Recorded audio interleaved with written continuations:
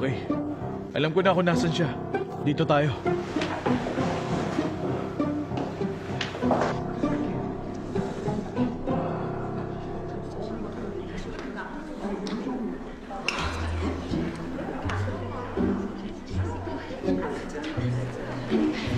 Sasabihin ba natin sa mga guests na madidelay yung signing ng autograph natin? Hindi! Hindi natin alam kung nasaan siya at kung kailan siya makakabalik. Tingnan natin alam kung mahahanap natin siya. Para kung hindi natin siya mahanap. Anong gagawin mo? Ikaw ba mananagot sa sinabi mo? Lumabas ka at hanapin mo siya. Bakit niya ako sinisigawan?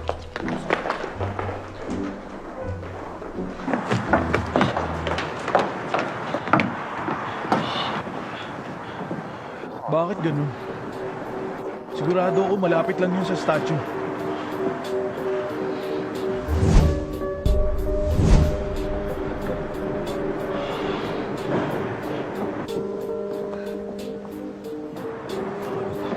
Ayun siya. Jessica! Bobby! Bobby! Sorry talaga, Bobby. Papaikot-ikot na lang ako. At hindi ko na alam kung nasa na ako. Okay lang. Okay lang. Okay Buti lang. nakita. Okay lang.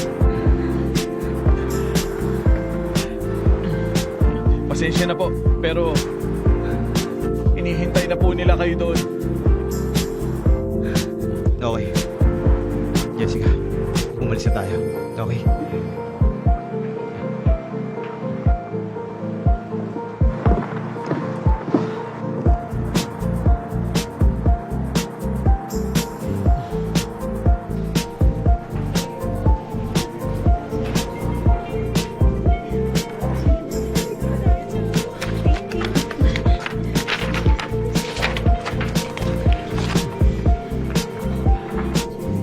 Ma'am, pasensya na talaga.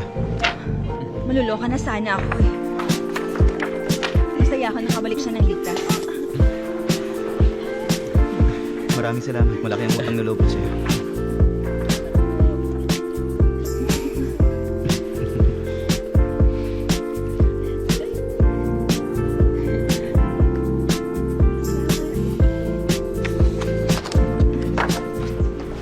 Hoy, halika. Tingnan mo oh. Hindi niya matanggal yung titig niya kay Jessica. Oh, halika. Kayo dito. Halika kayo.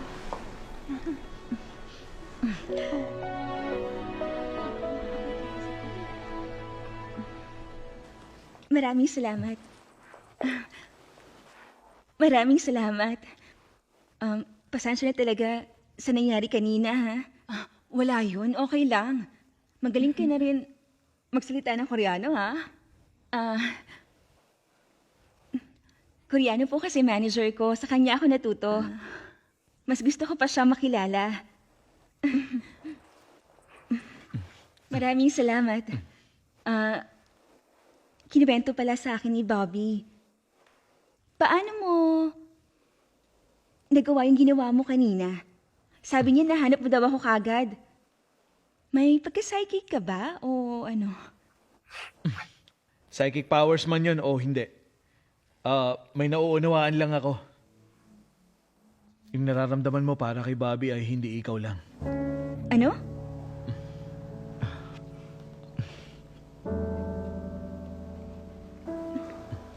Nararamdaman ko yung nararamdaman ni Bobby nung hinahanap ka niya kanina. Kamakailan lang. Naramdaman ko rin yung nararamdaman niya kanina.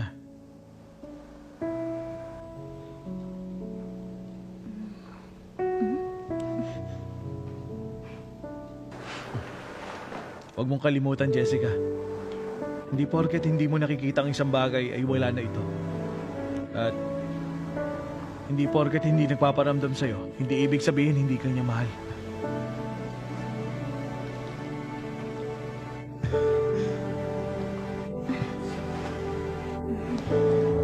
Thank you.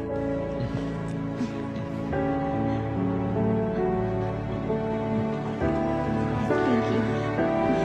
Thank you. Maraming salamat po. Bye. Sige po. Bye. Good work sa inyong lahat ngayong araw. Kaya kumain tayo ng masarap ngayon. Ay, yes. Ang swerte mo, cutie.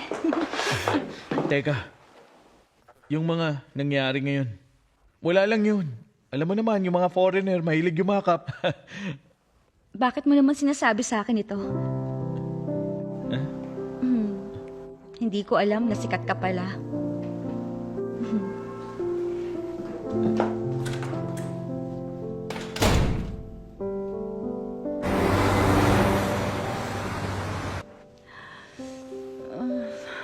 Heyong!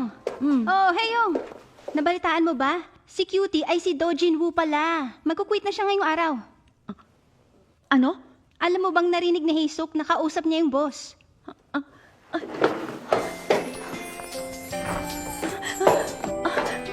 Oh, Hiyang, ano yun? Wala naman po.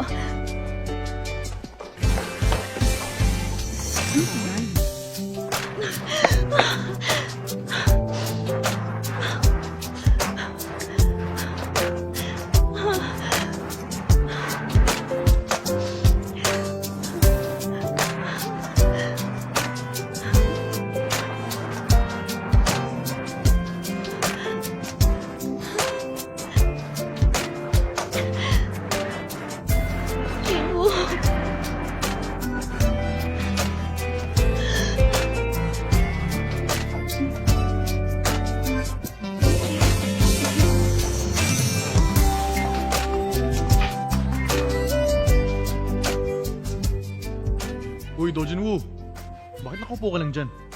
Tumayo ka nga dyan. Yung customer, mayroong gustong itanong sa'yo.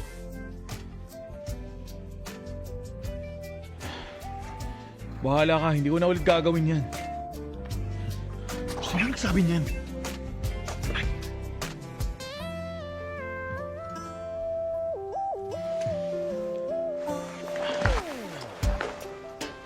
Yung Dal, magpapahangin lang ako sa labas. Sir, meron pong naghanap na customer sa inyo. Hello po. Hindi niyo na siguro ako naalala, no? Ako po yung nagpaplanong dating umalis sa pinagtatrabahuan ko dahil may basto sa amin.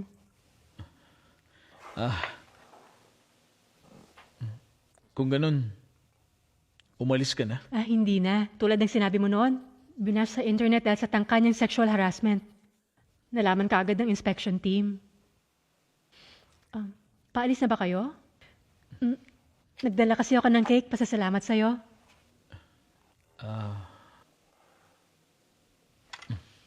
Kayo na lang muna siguro ni yung dalang kumain.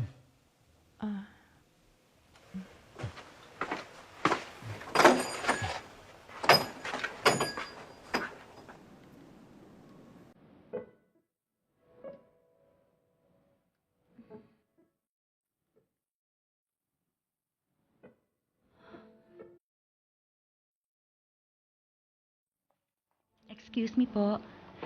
Ay, sorry. Tulungan ko po kayo. Maraming salamat. Bye! Bakit nakatulala ka dyan? Wala to. Oh, nandito na naman sila. Hello? Hello, Jessica. Welcome. Naisip namin na dapat kami humingi ng tawad para doon sa nangyari nung nakaraan. Nako, hindi niyo na po kailangan gawin pa yan. Pasok po tayo. Okay. Everyone, punta kayo dito. Hello po. Hello. Mukha silang maayos. Mababait tingnan. Dito tayo. Maraming salamat. Pasok po tayo dito. Okay. Okay. Sandali lang po ah. Sige po. Hello po. Hello po. Yung lalaki, hindi ko na nakikita si Dojin Woo wala na po kasi siya nag-quit na siya. Miss Jin Hee-young? Apo. Tanong lang, may gusto ka ba sa kanya? Ano po? Hindi po. Ako, Wala? Sa nakikita ko kasi, meron talaga siyang nararamdaman para sa'yo. Nung time na yon, meron kasi siyang sinabi sa akin na hindi porket hindi mo nakikita ang isang bagay ay wala na ito. Hindi porket hindi mo nakikita ang isang bagay ay wala na ito. At hindi porket hindi niya pinaparamdam sa'yo, hindi ibig sabihin hindi ka na niya mahal. Hindi porket hindi nagpaparamdam sa'yo, hindi ibig sabihin hindi ka niya mahal. Alam ko naman na ang tinutukoy niya doon ay yung sarili niya.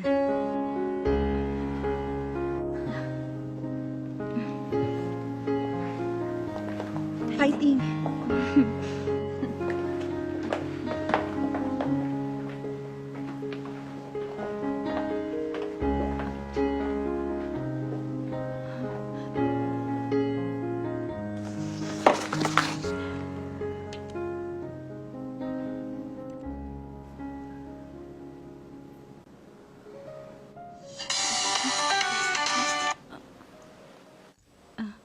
Hello?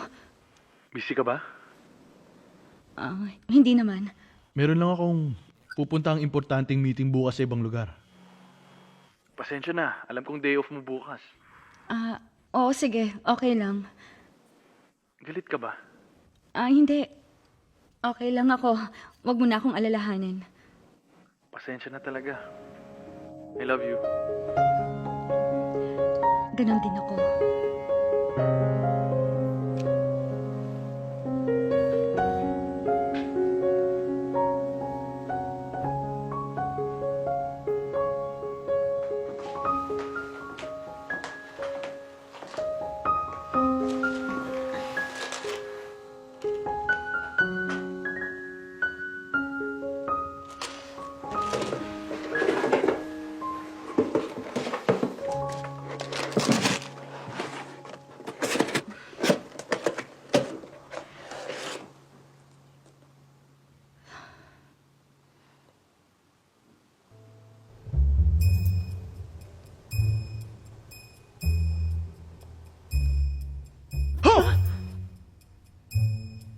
Magkakaproblema ka tungkol sa grado ng anak mo sa school. Wala naman akong anak. Ibig kong sabihin yung asawa mo, hindi yung anak mo. Tama, ganun nga. Niluloko kasi ng kasawa mo. Eh, hindi naman ako kasal. Sandali lang.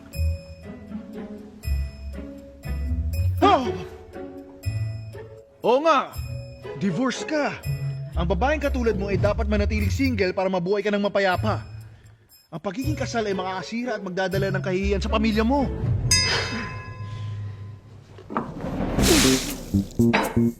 Forty years na akong single at ngayon lang ako nagka-boyfriend. Pumunta ako dito para malaman ko kung dapat ba ako na magpakasal. Anong sabi mo? Kahihiyan lang ang ibibigay ng kasal sa pamilya ko. Diyos ko po! Makinig ka! Hindi kita mapapatawad! Oh, Buisit! Ma'am, kailangan ko magbayad. Okay lang po ba kayo? Pasensya na po. Umalis na po ba ulit si Master? Oo. Gusto niya yata akong mabankrupt eh. Di mangyayari yun. Pumunta pa naman ako sa Gangnam para bilhin tong tart para sa kanya. Tart?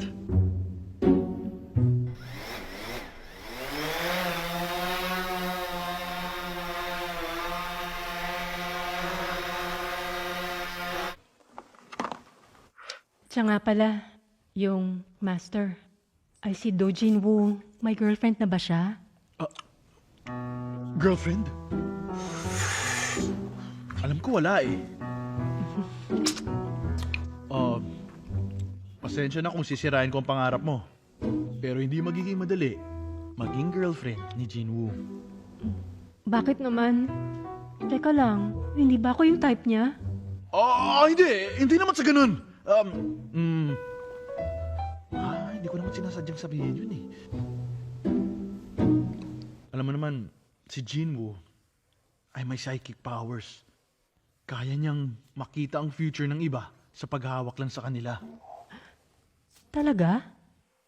nakuha niya yun nung naaksidente siya nung bata pa siya. Isipin mo, bata pa lang siya, kaya niyang makita ang future ng iba nang hinahawakan lang niya. Hindi siya basta-bastang normal na bata lang. Swerte na siya na hindi kakaiba ang pagtrato sa kanya. Buti kaya niyang kontrolin yung powers niya. Kaya lang, parang nalilito pa rin siya. Dahil iba-ibang future ng tao ang naiisip niya. Ganun pala. Dahil din siguro sa trauma niya, kaya hindi siya bukas sa mga tao masyado. Alam mo, ang tagal bago siya naging palagi sa akin. So, ang sinasabi mo ba, hindi pa siya nagkaka-girlfriend ever? Ang alam ko nakipag-date na siya sa ibang babae, pero hindi ako sigurado kung meron ba siyang minahal sa mga yun eh. Pansin ko nga kakaiba yung mga galaw niya kamakailan eh. Ano?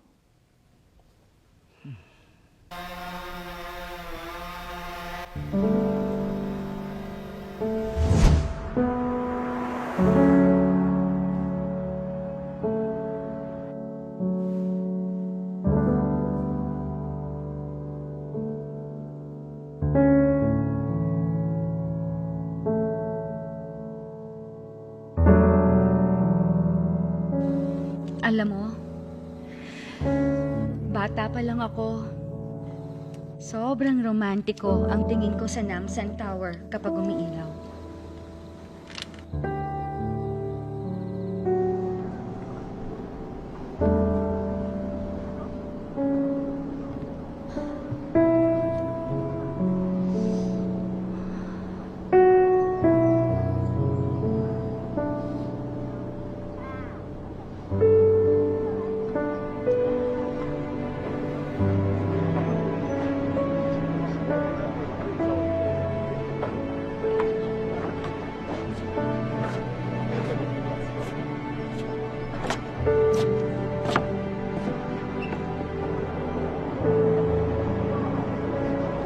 Alam mo yung pinagkakabitan na magkarelasyon ng mga padlocks doon na nakasabit mo.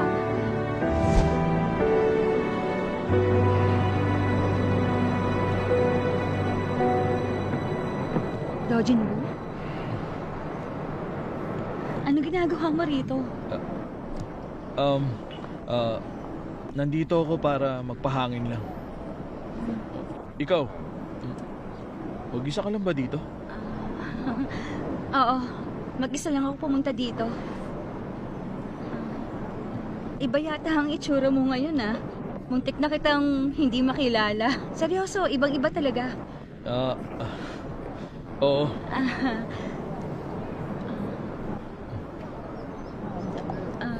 Kumusta? Ano, nag-aaral ka na ba ulit? Oo. Sige, enjoy. Una na ako, ha? Masaya akong makita ka. Sige. Teka lang. Hiyang.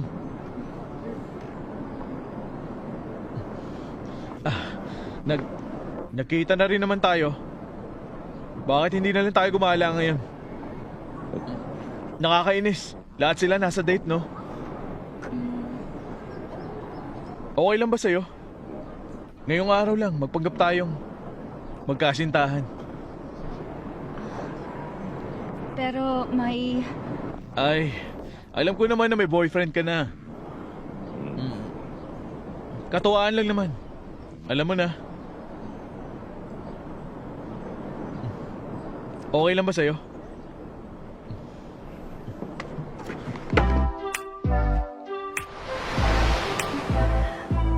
Magpanggap na tayong magkasintahan. May nakikita ka ba? Doon. Doon, oh. Doon. Ano yun? Hay, nako! Tara dito, tingnan mo. Wala naman ako makita. Ito, para sa'yo. Salamat. Teka. Ay, sorry. aray! Salamat. Meron din ako, no? Ayong basag. Ba't ka nananakit ng babae? Ikaw rin naman, Ay, kumain na tayo. Nananakit ka rin. Kain na. Sa tingin mo, Coincidence lang ba talaga na nakita tayo ngayong araw na to? Hindi ko alam. Ano pa ba ang pwede? Tadhana? Jin Hee-yong, bakit ka nagpunta rito? Wala. Masarap ba? Gulong-gulo kasi ako. Jinwoo, ikaw, bakit ka pumunta dito? Ako?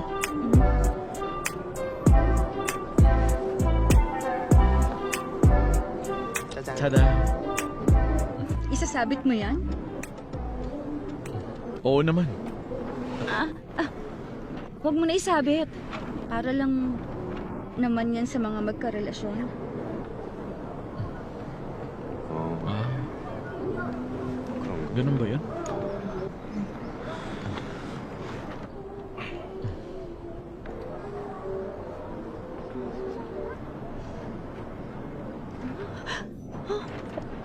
Tumingin ka ron, umiilaw na.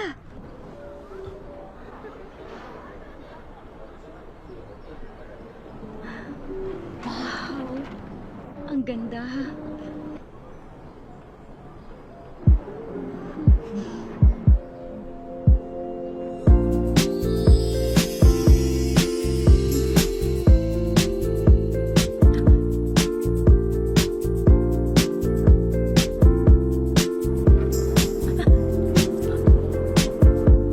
Jinwoo, Ah, pasensya na.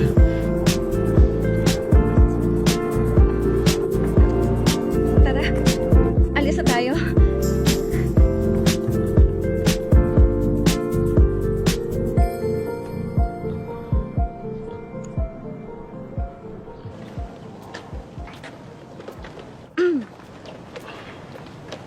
Sa susunod ulit. Masaya ako ngayon. Salamat sa'yo, Jinwoo. Jinwoo, alam mo, napakabuti mong tao. Sigurado ako may makikilala kang matino at magiging masaya kayong dalawa. Iyong, nakikita mo ba ang future ko? Ako dapat magaling dun. Sige. Gusto mo bang tignan natin ang future mo?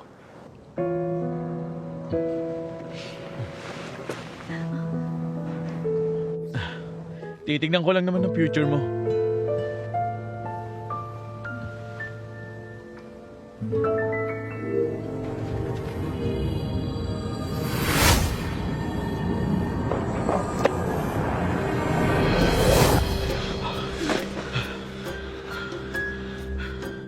Bakit? Anong problema? Wala. Biglang lang ako napagod.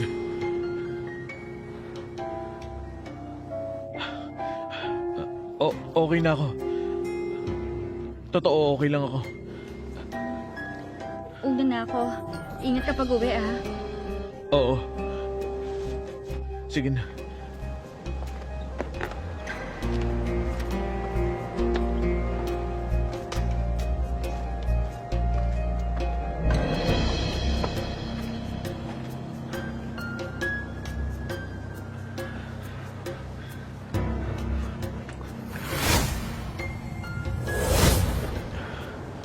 Bakit ganun? Akala ko tapos na ang panganib.